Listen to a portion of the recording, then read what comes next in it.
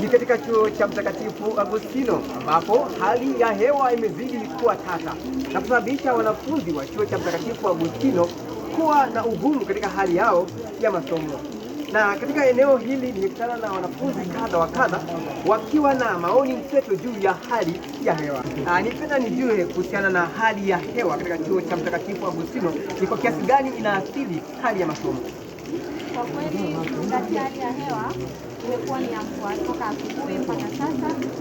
Inatupa athari kwa sababu watu wengi tunatembea kutoka nyumbani mpaka sehemu ya chuo.